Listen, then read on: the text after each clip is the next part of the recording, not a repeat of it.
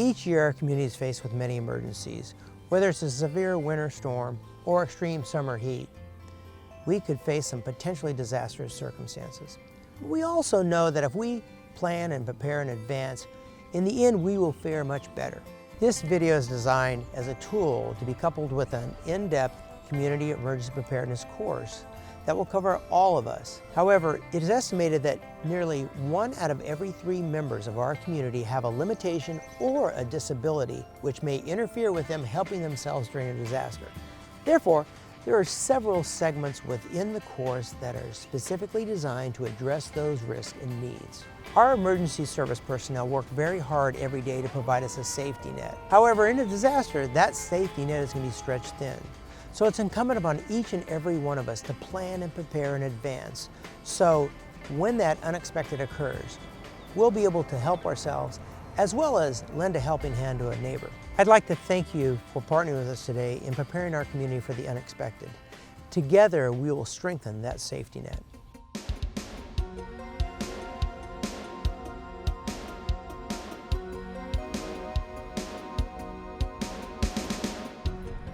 In our communities, no 2 people are the same. We each have a unique appearance, might speak a different language, see things different ways, and make our way through life adapting to the barriers around us. In any family, there will be people who depend upon us, some more than others. Whether at home, work, in school, or out and about, it's important to be prepared for an emergency. You may want to have a pen and paper ready to take some notes. First, we'll meet neighbors who will show us how being prepared and informed can make a big difference in an emergency. We'll discuss how to make a plan that works best for your situation, review what supplies to include in your disaster and go kits, and where to store them, and determine how often you should review your plan and kits to keep them properly maintained. People with special needs must adapt their safety and escape plan to work specifically for them. We'll share some tips to do that. And finally, we'll give you some valuable resources for ongoing education about disaster preparedness.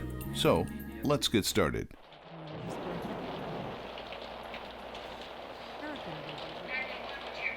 Oh, I'm so worried. I've been watching the news and there's a creek behind my house that's rising really fast. I don't know if I'm going to be able to get out of my house. I'm in a wheelchair, I have my service dog with me, and I don't know what to do. Oh, I don't have any neighbors near me. Please help me. I don't know what to do. In a widespread disaster like a flood or an earthquake, emergency workers will be stretched thin. Their response times may be longer than expected. In fact, roads could be blocked or flooded, making a rescue attempt that much harder. Phone lines might be down or the dispatch center overwhelmed with calls. Calling 911 may not even be an option. Let's back up and see how Kathleen could have been better prepared. Let's go. Oh, hi, Elaine. I'm so glad you could come. Oh, what are your neighbors for? I've been watching the news, and it looks like that creek is going to flood. So, Did last year. It's important to consider the potential hazards where you live, work, or spend your time. Before you're in an emergency situation, be familiar with the evacuation procedures in your area. You may be able to receive reverse 911 calls or text messages for emergency notifications. Remember, during a power outage, television and radio may not be available for information. bag here for Bernice, and then I've got my Go kit. go kit with my medicines, and we're just about ready to leave. How about the hotel? I called the hotel and I booked us a downstairs room, so we won't have to worry about elevators in this weather. And then I've got my medicine and things for Bernice. Did you talk to her? Does he know where we're going? Yes, I sent him a text and he knows where I'm going to be. Oh, the lights went out. I brought a flashlight. Oh, good. Without question, working with her neighbor to devise a plan reduced the level of anxiety for Lisa and helped her stay in control of the situation. It also helped to reduce the need for response from already overtaxed first responders. Let's go over the most important aspects of a plan. Meet with family members, a neighbor, or co-worker to talk over your emergency plan. Draw out possible escape routes and practice so you will know exactly what to do when the time comes. Agree on a meeting place in case you are separated during a disaster. Designate a family member or friend outside the area where each of you can check in the event you are separated. If I could designate you as a contact person in the case of an emergency. Create a list of medications or allergies and keep it with you at all times. If English is not your primary language or you have other communication challenges, carry pre-printed messages that explains your needs. Consider having a cell phone with a GPS tracking feature and registering it online so others can find you. Remember to keep your cell phone charged and ready to go. If you have any special needs, be sure to wear a medical alert or identification bracelet at all times. Animals are always a concern in a disaster and should be part of the plan. Service animals are generally accepted everywhere and, if possible, should stay with their owner. Have supplies for them packed in your kits. Include a copy of current vaccinations and a recent photo in case you get separated. For non-service animals, research your options ahead of time. Look for a shelter and arrange care. This way you will be ready when an emergency arises. There are some other things you may want to do to be better prepared. Become familiar with how to use your fire extinguisher. Take a CPR class. You never know when you might need to help save another person's life. In an emergency situation, learn how to shelter yourself and others in place. Have a disaster kit and a go kit ready at all times. A complete list of items for each kit can be found online at sacramentoready.org. Generally, a disaster kit is meant to be used in place if you are unable to leave your home or office. Pack enough food and water for all who may be confined for up to 72 hours. Some items to consider for this larger kit include a flashlight, a first aid kit, blankets, a whistle, plastic sheeting and duct tape for sheltering in place, and a battery-operated or hand-crank radio. Remember to include supplies for your pets as well. A go kit is a smaller, more portable kit meant to grab and go with you should you be evacuated. Items in a go kit include enough water and snacks for a day, copies of personal documents, pen and paper, personal hygiene items, a change of clothing, a first aid kit, cash, and bedding.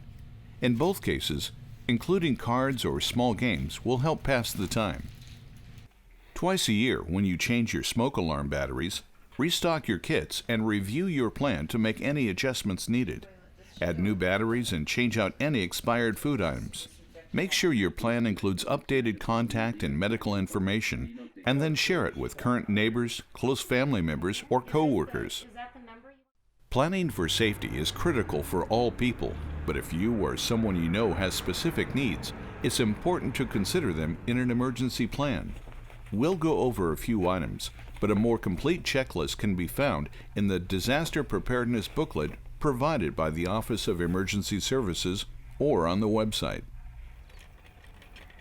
Many people with disabilities live on their own and negotiate their surroundings without assistance. However, when normal surroundings shift and tools commonly used for mobility or communication are compromised, this can create a problem. But there are some tips so you're better prepared. For the visually impaired, place extra canes in strategic areas around your home or office. Pre-label supplies in Braille, large print, or with brightly colored tape, depending on your level of vision loss. Be sure to organize medications for quick packing. Power or manual wheelchair users are accustomed to barriers, but in the case of a disaster, those barriers could multiply. Spend time teaching those around you how to work your wheelchair and how to assist you if you're required to leave your wheelchair behind. If you have a hearing loss, be sure to keep a spare set of hearing aid batteries in your kit. Pens and small notebooks will come in handy for communication with emergency workers and others. If you don't speak English fluently, consider that you may not have access to a translator. Have critical information written about you in English and available to share with first responders or others aiding in your rescue. Include your name, contact number, and important medical information. People dependent on others for their total care, like small children, those who are medically fragile, perhaps in a nursing facility or at home but unable to care for themselves, and anyone with cognitive or mental conditions, will need a caregiver to design an emergency plan for them. Be sure co-workers and neighbors understand the plan. Well ahead of a disaster, order an ID bracelet with important contact and medical information. A laminated emergency card can be created and pinned to the clothing of the dependent person. Include the individual's name, address, emergency contacts, medications currently being used, and a physician's name. If necessary, describe how they best communicate. Go and disaster kits must be prepared for each individual with all supplies and medications they will need. Pack items that will help them feel comfortable in unfamiliar settings. Include photos, special objects, or clothing. Set up a buddy system with a familiar person, someone they would feel safe to stay with during a crisis. People with Alzheimer's can be pre-registered with the Alzheimer's Safe Return Program. Find out more at www.alz.org. If you work with those who are homeless, the buddy system should be recommended to them. Consider providing a laminated emergency card that includes all information first responders would find helpful. Help them become more familiar with emergency routes and procedures, and explain that their pet may be taken to an animal shelter until the disaster is over. Just as no two people are the same, no two emergency situations are the same either. Review and practice these tips and tools for staying safe. Start now. Be ready, be informed, and plan to live through it. Here are some resources you can use to find out more information on how to prepare for a disaster in your area. All of the information you have seen in this video, along with this list of resources, can be found at sacramentoready.org. For those who do not have access to the internet, you may call 211 for emergency information in Sacramento.